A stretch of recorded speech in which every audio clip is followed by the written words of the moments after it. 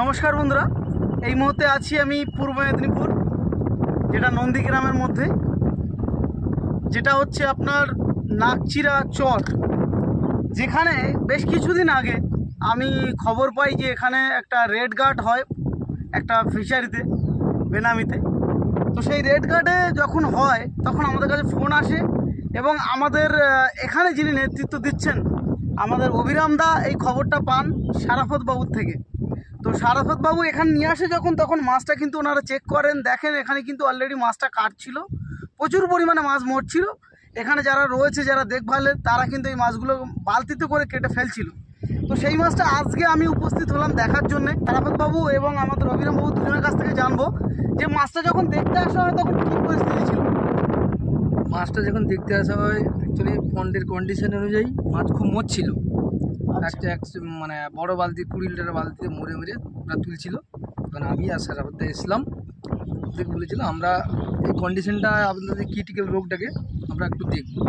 দেখার পর আমাদের ওষুধ চার্জ করি। এখন মাছটা সুস্থ এবং মাছের বডি ওয়েট অনেকখানি এসছে।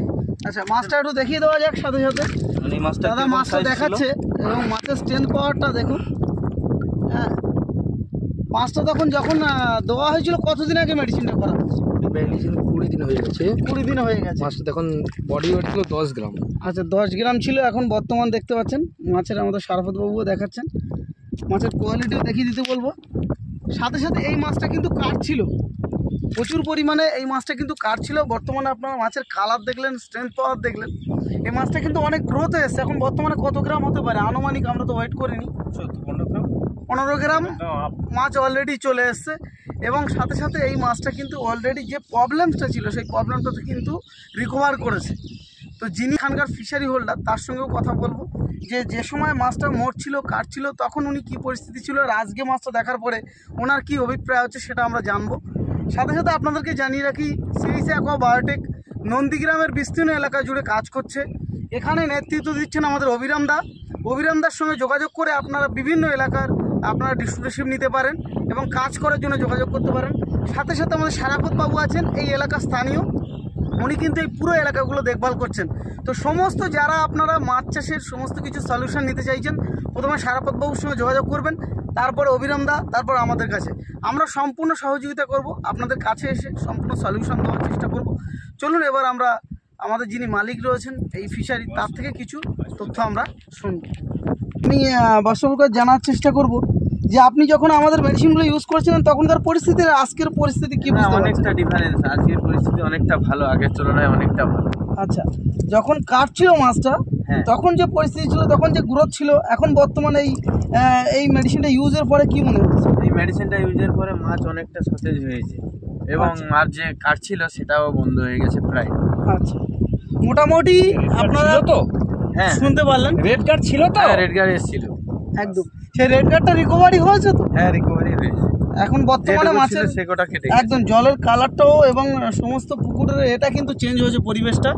তাতে করে আপনারা বুঝতে পারলেন যে রেড গার্ড কিন্তু পুনরায় কিন্তু ঠিক করা যায়, সঠিকভাবে কিন্তু দেওয়া যায় এবং অর্গানিকের উপরেও করা যায়, এবং সেটা বাদশাহবাবু নিজেই বললেন। এবং সাথে সাথে আমাদের অভিরাম দা রয়েছেন, আমাদের সারাফত বাবু রয়েছেন। সারাফত বাবু এখানে কিন্তু একজন অভিজ্ঞ, দীর্ঘ সময় ওনার নিজস্ব পন্ড আছে এবং দীর্ঘ সময় কিন্তু এই এলাকার প্রত্যেকটা মানুষের প্রবলেম, সুবিধা অসুবিধা কিন্তু উনি ঘুরে ঘুরে দেখেন। তাতে করে ওনার কাছে যে অভিজ্ঞতা হয়েছে, এইখানের যে পরিস্থিতি দেখার পরে আমি সারাফত বাবুকে জানার চেষ্টা করবো, বাবু এই যে মাছটা দেখলেন তাতে করে আপনার কি মনে হচ্ছে সেই দিন আর আজকে? আগে যে মাছটা দেখেছিলাম যে অবস্থা ছিল, বাদশার শরীরও যে অবস্থা ছিল, ওরা মাছটা বিক্রি করে দেবে বলেছিল। আমি চ্যালেঞ্জ ধরেছিলাম যে ও মাছটা তুমি রাখো 1 সপ্তাহ, যদি মরে যায় সে দায়িত্ব আমি নেব। হ্যাঁ, এই কোম্পানির ওষুধটা ইউজ করার পর কিন্তু মাছ এখন সুস্থ, সবল এবং ভালো, এবং মাছ খাওয়া দাওয়া ভালোই করছে, তাই নাকি? হ্যাঁ। তো আপনারা পুরো ব্যাপারটা শুনতে পারলেন। এবার আপনারা কমেন্ট করবেন, আপনাদের যদি এই বিষয়ে কোনো মতামত থাকে অবশ্যই জানাবেন। আজকের মতো এখানে ভিডিওটা শেষ করছি। নেক্সট দিন আবারও আমরা ভিজিট করতে এসে এখানকার মাছটা আপনাদেরকে দেখাবো এবং এখানকার হারভেস্টটাও আপনাদেরকে তুলে ধরার চেষ্টা করব। যদি সময় পেয়ে আসতে পারি, উপস্থিত হতে পারি, অবশ্যই আপনাদের এই হারভেস্টটা অবশ্যই আপনাদের